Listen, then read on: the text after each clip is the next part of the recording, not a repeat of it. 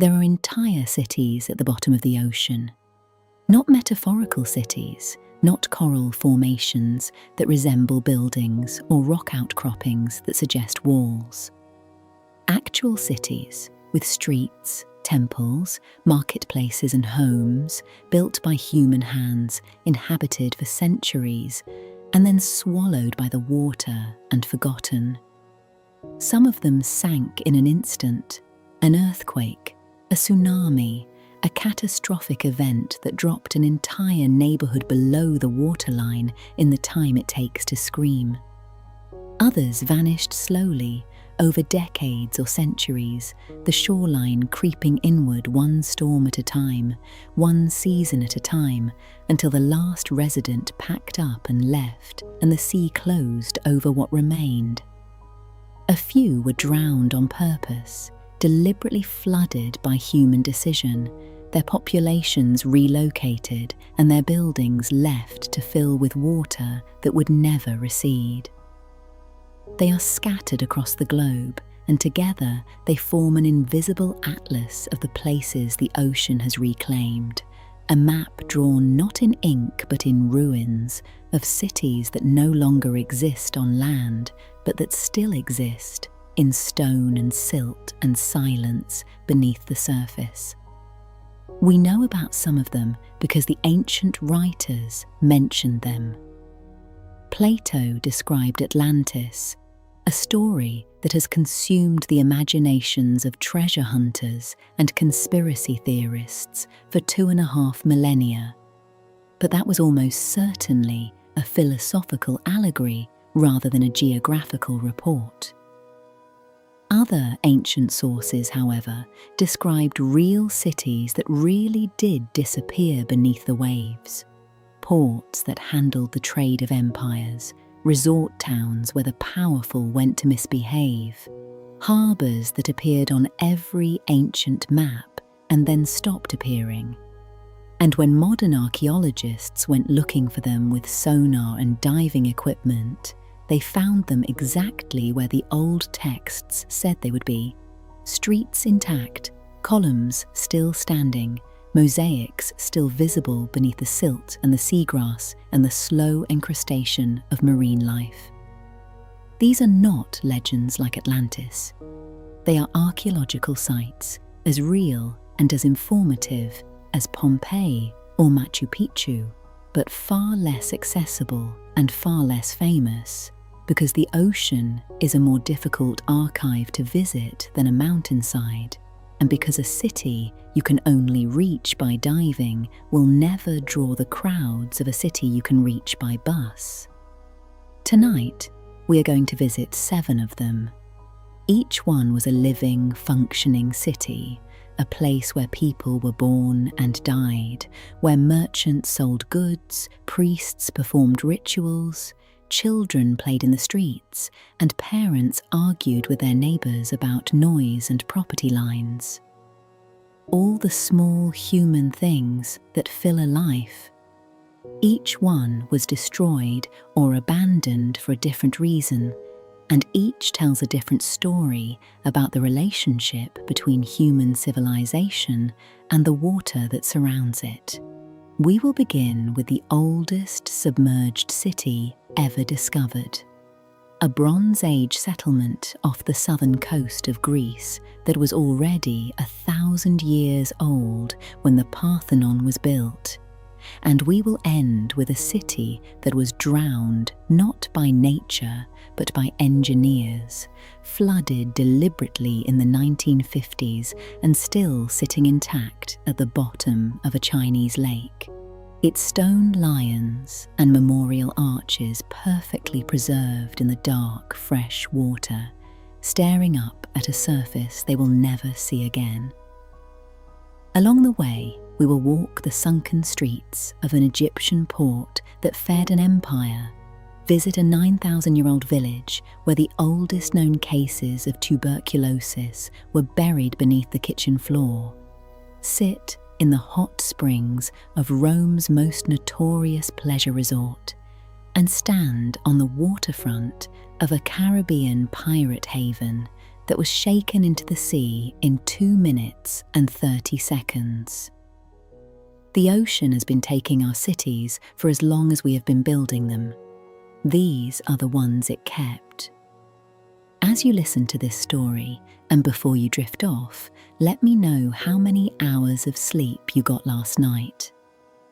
Hopefully, this calming sail into history will help you sleep even longer this evening.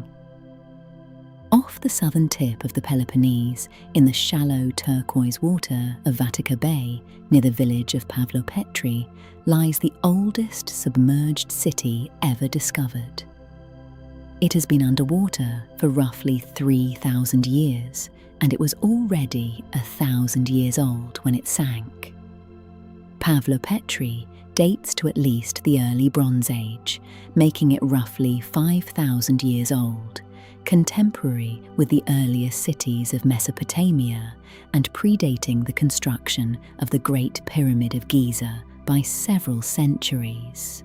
When it was inhabited, it was a thriving coastal settlement, a port town on the trade routes that connected the Greek mainland with Crete and the islands of the Aegean, and it was home to a community that was, by the standards of its era, remarkably sophisticated, urban, organised, and deeply connected to the wider maritime world of the Bronze Age Eastern Mediterranean. The site was first identified in 1967 by Nicholas Fleming, a British oceanographer who noticed the outlines of walls and buildings visible through the clear water while snorkeling near the shore. A preliminary survey confirmed what Fleming had suspected. The structures were man-made, and they were extensive. But it was not until 2009 when a team from the University of Nottingham conducted a comprehensive underwater survey using sonar and digital mapping technology that the full scale of Pavlopetri became clear. The city covered an area of roughly 9 acres and included at least 15 separate buildings, streets laid out in a recognisable grid pattern, tombs, storage facilities, and what appeared to be a central plaza or marketplace. The buildings had multiple rooms, some with evidence of second stories, and the construction was consistent with the Mycenaean architectural tradition, the same civilization that built the great palaces of Mycenae and Tiryns on the mainland. The people of Pavlopetri were traders.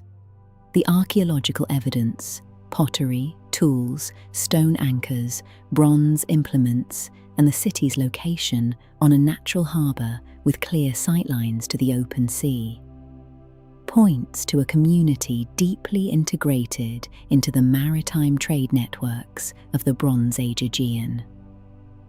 They would have traded olive oil, wine, textiles, and manufactured goods with communities across the Eastern Mediterranean, and their port would have been a stopping point for ships moving between the Greek mainland and the Minoan civilization on Crete.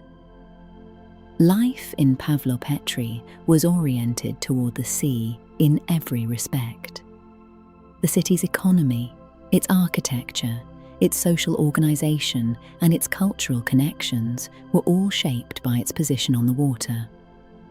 Why Pavlopetri sank is a matter of geological rather than mythological explanation. The southern Peloponnese sits on one of the most tectonically active regions in the Mediterranean, where the African plate is being subducted beneath the Aegean plate at a rate of several centimetres per year. Earthquakes are frequent and sometimes devastating. The same forces that built the mountains of southern Greece also destroy the coastlines, dropping some stretches of shore below the waterline while lifting others above it.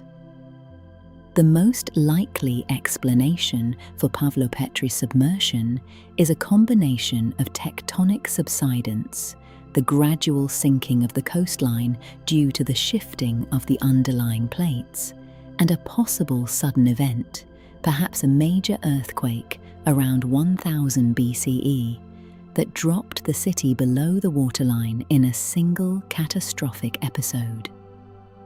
The water that covers Pavlopetri today is shallow, in some places only a metre or two deep, and the remains are remarkably well preserved, the stone walls and foundations still clearly visible to anyone swimming above them.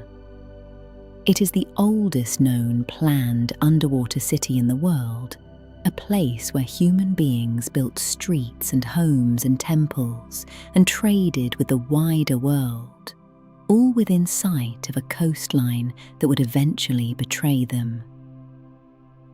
9,000 years ago, roughly 7,000 years before Christ, a small community of farmers and fishermen lived on the coast of what is now northern Israel in a settlement that archaeologists call Atlit-yam. It was not a city in any grand sense. It was a village, a cluster of stone-walled houses arranged around a central area, storage pits dug into the earth for grain, a freshwater well lined with stone, and a semicircle of large standing stones arranged in what appears to have been a ritual or ceremonial space, one of the earliest known examples of monumental architecture in the Levant. The people of Atlit-yam grew wheat and barley, raised cattle and pigs, and supplemented their diet with fish caught from the Mediterranean. They buried their dead beneath the floors of their houses, a practice common in Neolithic communities across the Near East, and the skeletons that archaeologists have recovered from these burials have provided an extraordinarily intimate and sometimes heartbreaking picture of their lives, their ages, diseases, diets, and, in at least 2 cases, the cause of their deaths. Among the most remarkable finds at Atlit-yam are the skeletons of a woman and an infant buried together, both of whose bones show signs of tuberculosis, the oldest confirmed cases of the disease in the archaeological record. The presence of tuberculosis in a community this old tells us something important about the epidemiological consequences of the Neolithic Revolution.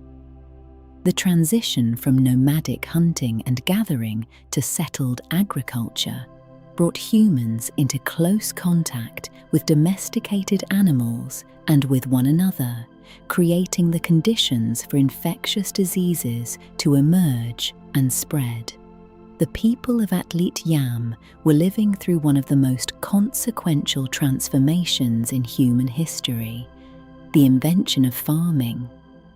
And they were paying for it with diseases that their hunter-gatherer ancestors had never known. The settlement was discovered in 1984 by marine archaeologist Ehud Galili, who spotted the remains of structures and artifacts on the seabed about 200 meters offshore in water roughly 10 meters deep. What makes Atlit-yam extraordinary beyond its age is its state of preservation. The site was buried quickly beneath layers of sand and clay, which sealed it from the eroding effects of waves and currents, creating an anaerobic environment that preserved organic materials, wood, plant fibers, animal bones, even seeds that would have decomposed long ago on dry land. The well at Atlit-yam is the oldest known stone-lined well in the world, and it still contained waterlogged plant remains when it was excavated. The question of how Atlit-yam ended up underwater has 2 answers, one gradual and one sudden. The gradual answer is sea level rise. At the end of the last ice age, roughly 12,000 years ago, the melting of the great continental ice sheets released enormous volumes of water into the world's oceans, raising sea levels by over 100 meters over the course of several thousand years. Communities that had been built on coastlines during the Ice Age found themselves progressively further and further from the water as the shoreline retreated, or, in low-lying areas, progressively closer to it as the water advanced. Atlit-yam was built during a period of relatively stable sea levels, but the long-term trend was unmistakably upward, and the coastline on which the village sat was slowly being consumed. The sudden answer is more dramatic. A volcanic flank collapse of Mount Etna, roughly 8,000 years ago, may have generated a massive tsunami that swept across the eastern Mediterranean, and some researchers have proposed that this event, or a similar one, may have been the final blow that destroyed Atlit-yam. The evidence is not conclusive, but the possibility adds a layer of violent drama to the village's end. For centuries, the city of Heracleion existed only in fragments, a name mentioned by the Greek historian Herodotus, a reference in a decree carved on a stone at Naucratis, a passing note in a handful of ancient texts.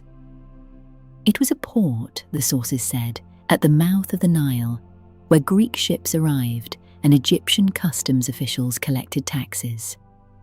It was important, wealthy, and strategically vital. And then it vanished. Not gradually, not through decline, but completely, disappearing from the historical record so thoroughly that by the 19th century, serious scholars debated whether it had ever existed at all. Some suggested it was a mythical place, a geographic confusion, a literary invention. It was not. It was real, and it was sitting at the bottom of Aboukir Bay, under 6 meters of water and several meters of sand, waiting for someone to find it. That someone was Frank Godiot, a French underwater archaeologist who had spent years searching for sunken ships and lost harbours across the Mediterranean and the Indian Ocean. Godiot began surveying Aboukir Bay in 1996, using magnetometers and side-scan sonar to map the seabed beneath the murky delta water. And in 2000, he announced the discovery of the lost city. What Godiot and his team found was staggering.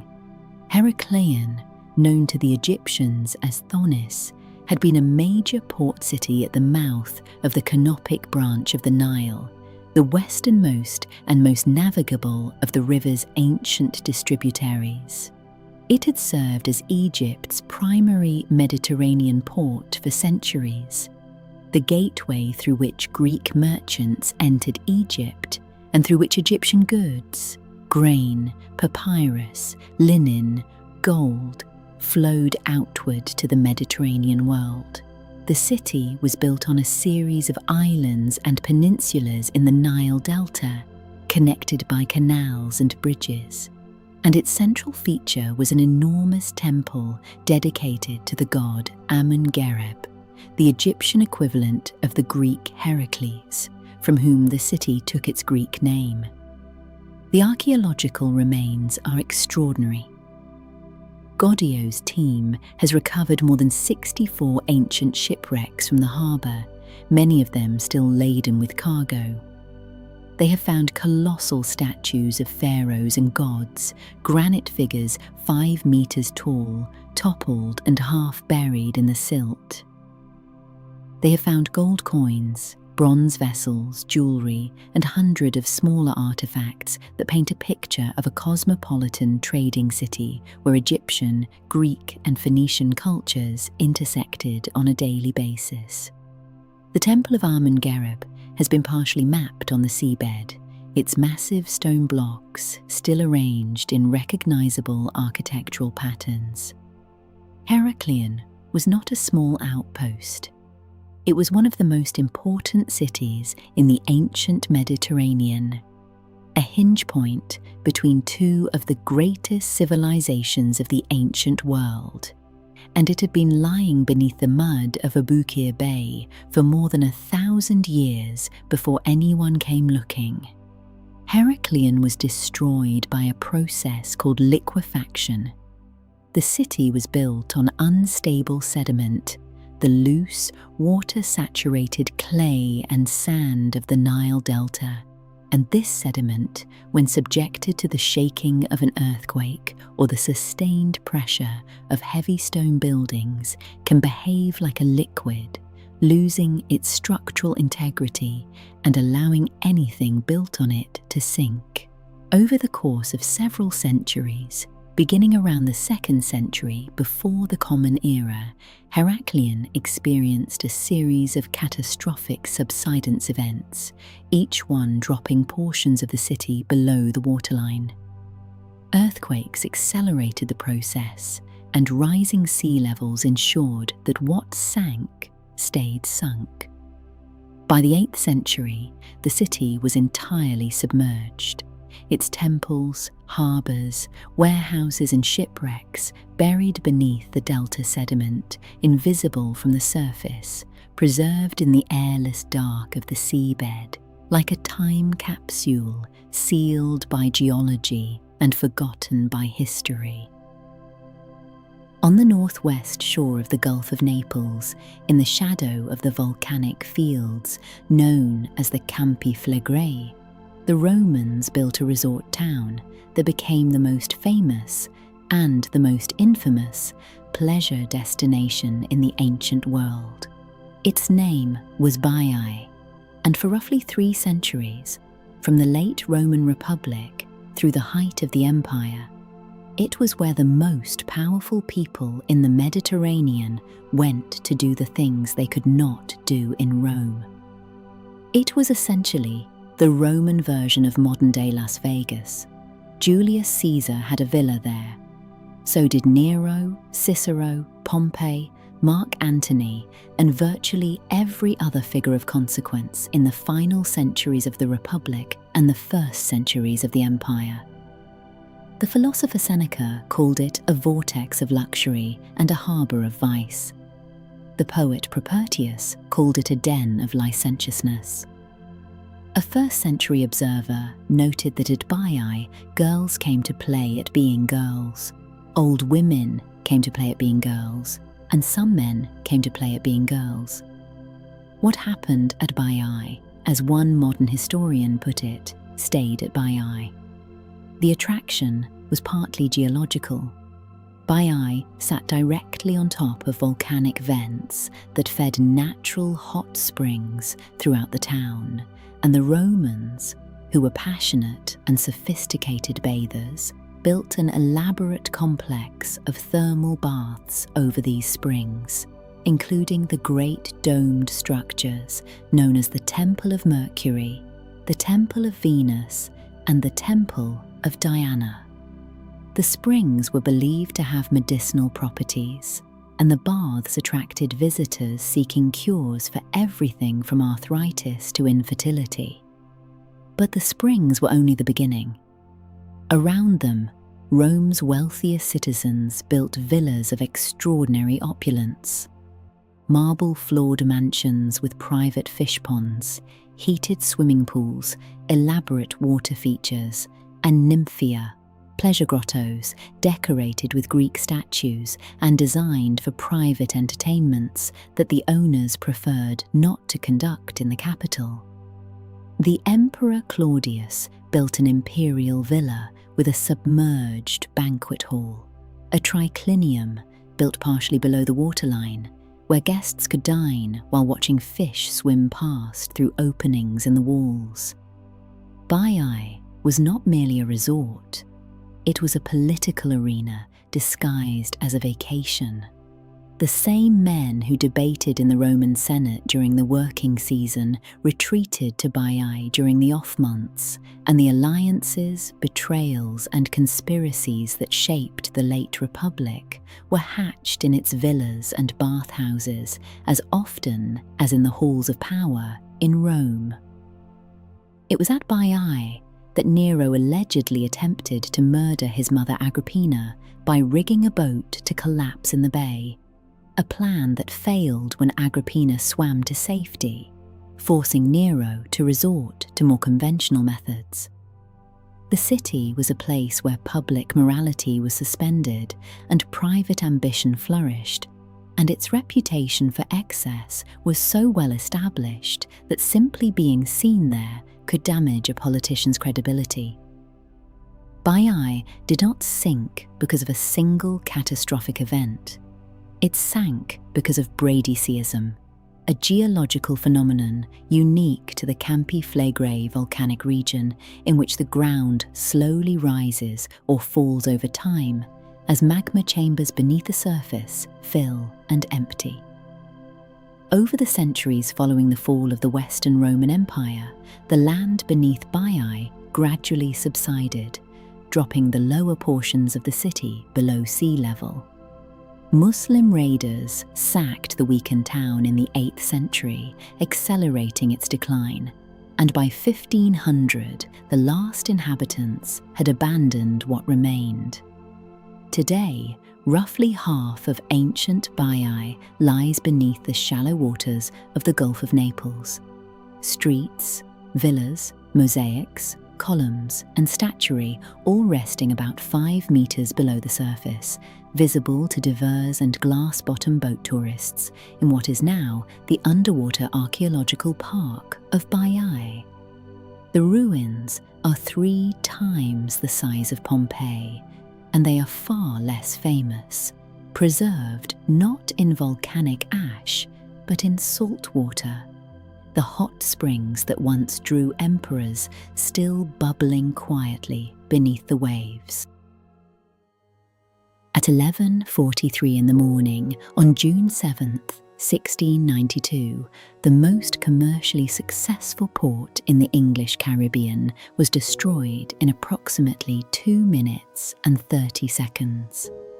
Port Royal, Jamaica, the city that had been called the wickedest city on earth, the richest city in the New World, and the pirates' capital of the Western Hemisphere, was hit by a massive earthquake that liquefied the sand on which most of the city had been built.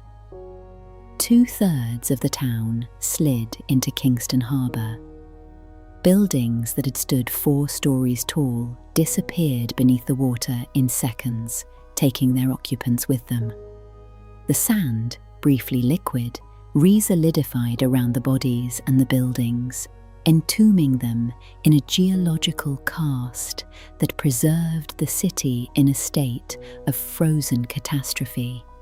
Plates still on tables, goods still on shelves, the dead still in the positions they had occupied when the ground opened beneath them. Port Royal's story begins with the English capture of Jamaica from Spain in 1655.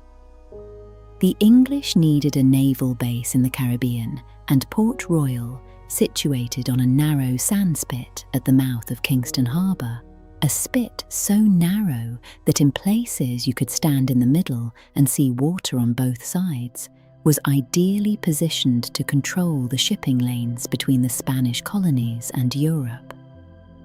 The town grew rapidly, fueled by the piracy and privateering that the English crown tacitly encouraged as a weapon against Spanish commerce. Buccaneers like Henry Morgan used Port Royal as their home base, sailing out to raid Spanish treasure fleets and returning to spend their loot in the taverns, brothels, and gambling houses that multiplied along the waterfront. At its peak, Port Royal had roughly 6,500 residents, more drinking establishments per square foot than any town in the English-speaking world, and a commercial district so densely packed that it rivaled London for the value of goods passing through its warehouses. The wealth was staggering and unapologetic. Goldsmiths, silversmiths and merchant houses lined the main streets. Ships arrived daily with cargo from across the Atlantic and the Pacific. The town had a reputation for excess that went well beyond piracy. It was a place where fortunes were made and spent with equal speed, where social hierarchies that mattered in London dissolved in the tropical heat, and where a former buccaneer could sit at the same table as a royal governor, and neither man would remark on it. By the 1680s, the age of state-sponsored piracy was waning and Port Royal was transitioning into a legitimate commercial hub. But its reputation as a place of vice and danger followed it, and many devout observers regarded what happened next as divine judgment. The earthquake struck without warning. The first shock lasted roughly a minute, cracking buildings and sending residents running into the streets. The second shock, which followed almost immediately, was the one that destroyed the city. The sand beneath the waterfront district liquefied, and the buildings, heavy brick and timber structures built on unconsolidated sand fill, sank into the ground as though the earth had swallowed them. Entire blocks dropped below the waterline. The harbour surged inward in a tsunami that swept across the submerged ruins and carried debris inland. Approximately 2,000 people died in the earthquake itself, and another 3,000 died in the weeks that followed from injuries, disease, and the collapse of the city's infrastructure. Port Royal never recovered. The survivors relocated across the harbour to what became the city of Kingston, and Port Royal shrank to a small fishing village. Beneath the water of Kingston Harbour, the old city remains, its streets, its buildings, its artefacts, and its dead. Preserved in the sand that killed them, an underwater Pompeii of the Caribbean, frozen in sand and salt water and time. On the coast of Suffolk, in eastern England, there was once a city called Dunwich. In the 13th century, it was one of the largest and most important ports in England, a thriving medieval town with 8 churches, 2 monasteries, a leper hospital, a mint, a royal palace, a shipyard, and a population that rivaled London's. It sent ships to trade with the Low Countries and the Baltic, supplied men and vessels to the King's Navy, and returned 2 members to Parliament. Dunwich was wealthy, influential, and prominent in every register of medieval English commerce and politics, a city whose name appeared on maps alongside London, Norwich, and York. Today, almost nothing remains. The medieval city is gone, not buried, not abandoned, nor ruined by fire or war, but eaten, piece by piece, over the course of 7 centuries, by the North Sea. Dunwich sits on a stretch of coastline that is among the most geologically vulnerable in Europe. The Suffolk coast is composed largely of soft glacial sediment, sand, gravel, and clay deposited during the last ice age, and it has been eroding at a rate of roughly 1 to 2 meters per year for as long as records have been kept. The erosion is not gentle. It happens in violent episodes, typically during winter storms, when the combination of high tides, strong winds, and battering waves can remove entire sections of cliff in a single night. In 1287, a catastrophic storm surge destroyed much of Dunwich's harbour and blocked the mouth of the river that had made the town accessible to seagoing ships. The harbour never recovered. Trade shifted to other ports, and Dunwich began its long decline, not all at once, but steadily, decade by decade, century by century, as the cliff retreated and the town shrank behind it. The churches went first. All Saints' Church, the largest in the town, was undermined and collapsed into the sea in the early 15th century. St. John's followed, then St. Peter's. then the others, one by one, over the following centuries, each one standing at the cliff edge for a few years or decades before the ground beneath it gave way and it tumbled onto the beach and was broken apart by the waves. The last medieval church, All Saints, finally fell from the cliff in 1919, and the ruins of its tower were visible on the beach for a few years before the sea ground them to rubble. The graveyards went with the churches, bones and coffins spilling from the eroding cliff face, the dead of 7 centuries tumbling onto the shingle and being carried away by the tide. What makes Dunwich different from the other cities in this episode is the nature of its destruction. It was not sunk by an earthquake, submerged by volcanic subsidence, or drowned by a dam. It was simply erased by the ordinary, relentless, unremarkable action of the sea against a soft coastline. The same process that is happening today, at the same rate, along the same stretch of coast, to the same kind of sediment. The village that remains, a handful of houses, a pub, a small museum, and the ruins of a medieval friary, will eventually go the same way. Sonar surveys of the seabed off Dunwich have revealed the outlines of the medieval city beneath the water. The foundations of buildings, the remains of streets, the scattered rubble of churches that fell from the cliff centuries ago. The ruins are not well preserved. The same erosion that destroyed the city on land has continued underwater, grinding the remains into fragments and scattering them across the seabed. Dunwich is not a frozen city like Pavlopetri or Baiae. It is a dissolved city, a place that the sea has been patiently dismantling for 700 years and that it will eventually erase completely. It is a reminder that the ocean does not need an earthquake or a volcano or a tsunami to take a city.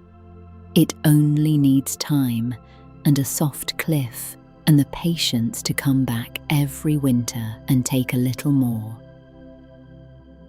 Not every sunken city was lost to nature. Some were lost to planning.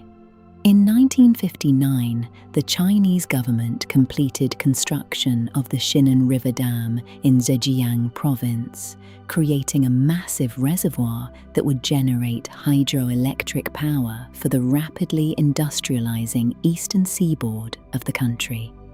The reservoir, known today as Qiandao Lake, Thousand Island Lake, flooded an area of nearly 600 square kilometers, submerging entire valleys, displacing roughly 300,000 people and drowning 2 ancient cities that had stood for more than 1,000 years.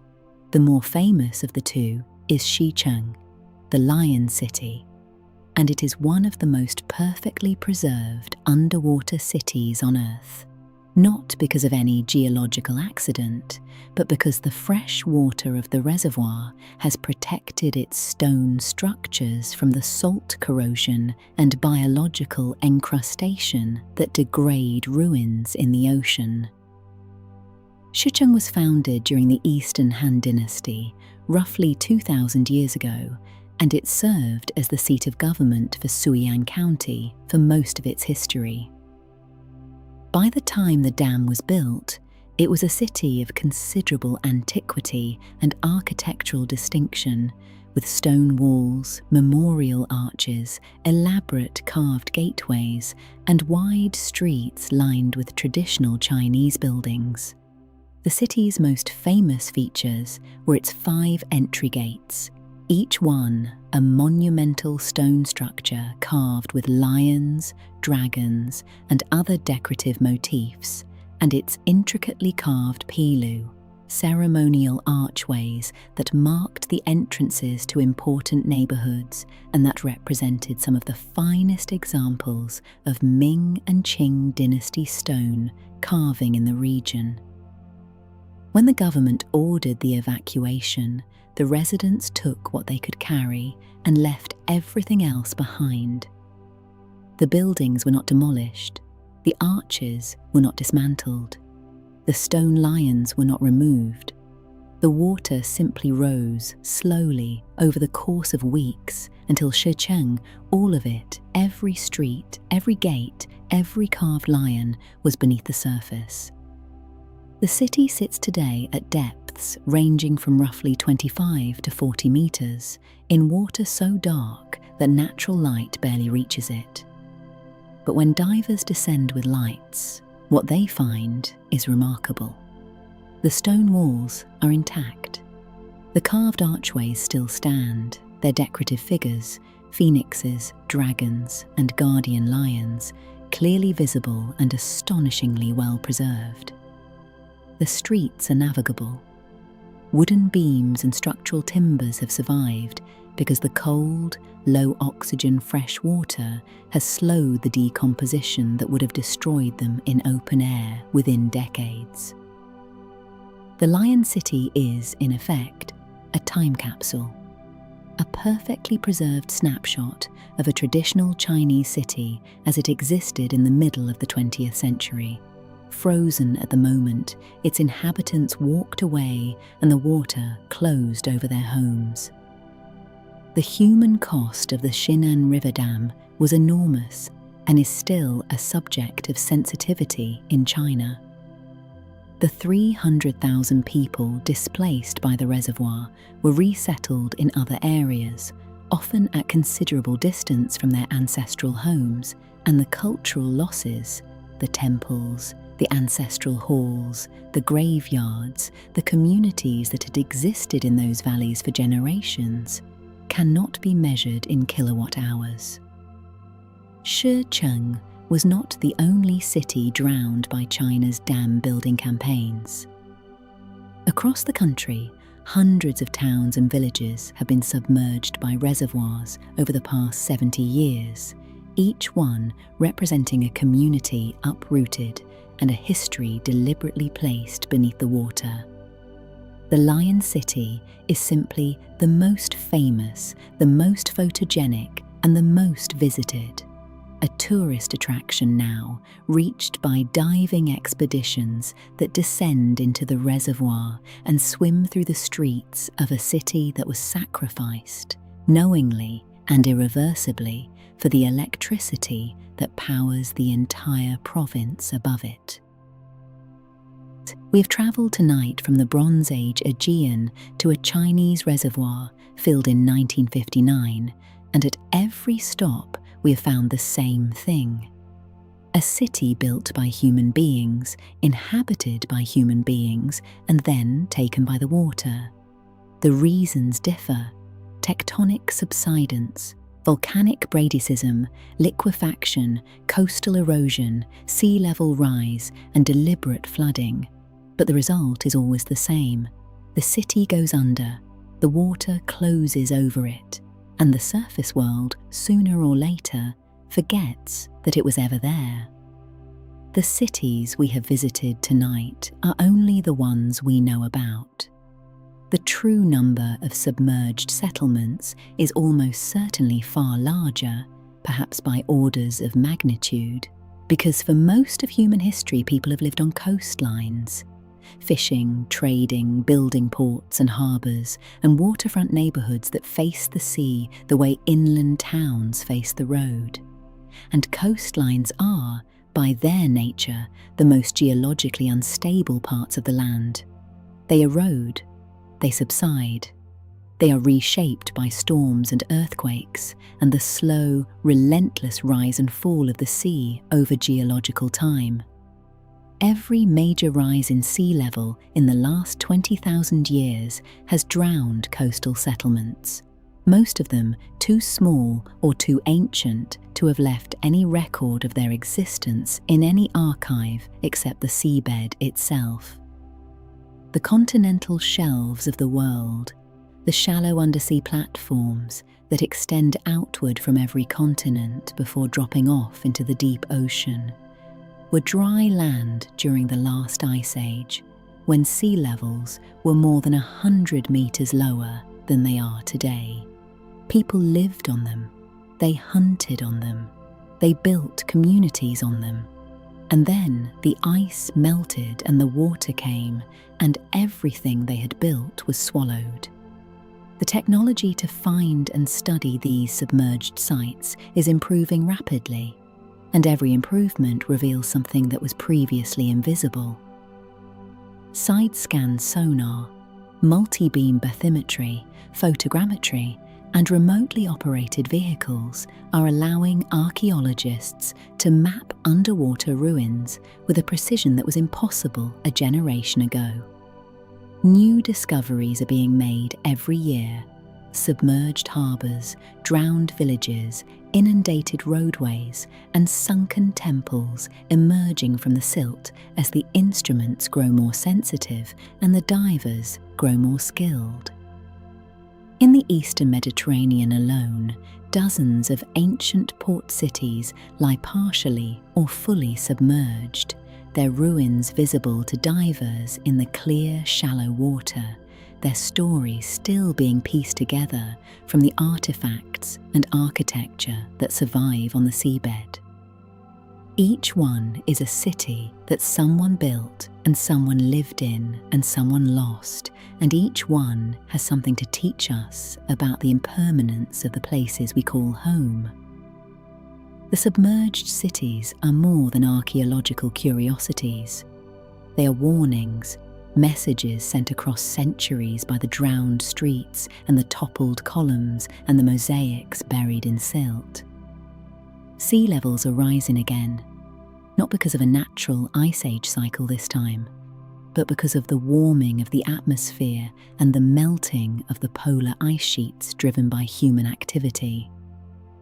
The rate of rise is accelerating year by year, and the cities most at risk are the same kinds of cities that have always been most at risk: coastal settlements built on low-lying land, on river deltas, on sandy spits and barrier islands, and reclaimed marshland. Miami, Jakarta, Shanghai, Mumbai, Lagos, Bangkok. These are the modern equivalents of Heracleion and Pavlopetri, cities built on the edge of the water, dependent on the water, and vulnerable to the water in ways that their residents prefer not to think about.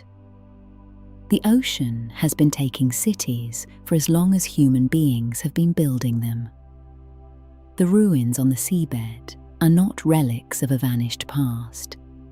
They are previews of a possible future, and the water is patient, and it does not care how much we have invested in the places it fully intends to reclaim.